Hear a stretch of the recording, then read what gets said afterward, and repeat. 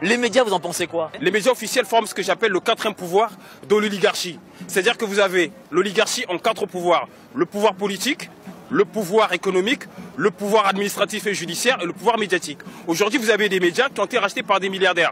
Vous imaginez bien que dès lors que des médias appartiennent à des milliardaires, leur ligne idéologique et politique sera forcément défendre les intérêts de ceux qui les possèdent. Donc ces gens-là... Donc ces gens ne sont pas indépendants. Ils ne sont pas indépendants. Parce que dès lors qu'un journaliste ose me dire qu'il est indépendant, alors qu'il est salarié privé en CDI, vous imaginez bien que, imaginez sur BFM, vous aurez un journaliste qui dirait, bah écoutez, je trouve qu'il y a des vertus, je sais pas moi, dans le communisme. Vous croyez qu'il va continuer à présenter son journal? Non. Parce qu'il va à l'encontre de la ligne idéologique de celui qui possède le journal. Donc quand les journalistes disent qu'ils sont indépendants, ce n'est pas vrai, ils ne sont pas indépendants. La preuve en est, dans le traitement médiatique, on voit bien que systématiquement, là regardez, on est en plein délire. Imaginez Kim Jong-un qui ferait des discours pendant 7-8 heures, qu'est-ce qu'on dirait pas? On dirait, bah c'est la Corée du Nord, on est dans une dictature. En France, on a un président qui monopolise les médias, qui est retransmis en direct pendant 7 heures. Et on ne trouve rien à redire. Et surtout, on nous dit que c'est un débat national. Mais monsieur, vous savez ce que veut dire le mot débat? Débat, vous et moi, nous débattons. Et c'est un débat contradictoire. Mais lorsque vous avez des gens qui posent des questions et que le président y répond, c'est une conférence. Parce que si vous enlevez le public... Et donc du coup, les médias sont complices de ça, quoi. Mais bien sûr. Il n'y a qu'à voir la ligne des éditorialistes. Lorsque, par exemple, ils disent... Vous pensez à qui spécialement, à peu près? Quel journaliste spécifiquement? Je parle à Jean-Michel Apathy. Vous prenez par exemple Yves Calvi. Regardez Yves Calvi ce qu'il fait sur CNews.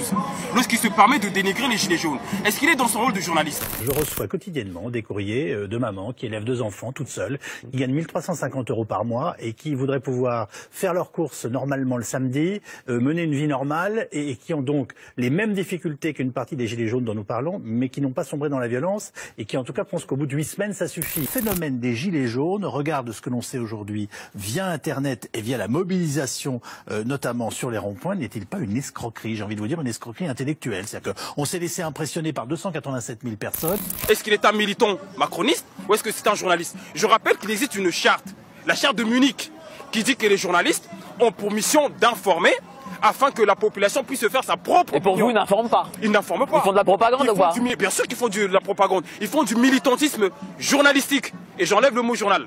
Parce qu'encore une fois, il faut que les journalistes reviennent à leur véritable essence et profession. Informer la population afin de réveiller le libre arbitre. Donc ce n'est pas Yves Calvi de me dire si les gilets jaunes c'est bien pour le pays ou pas.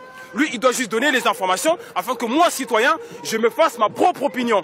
Donc les journalistes n'ont pas à nous faire la morale, ils n'ont pas à nous dire ce qui est bien, ce qui est mal, ils n'ont pas à nous dire quel système économique est mieux pour le pays ou pas, quel parti politique je dois voter ou pas. Ce n'est pas leur mission.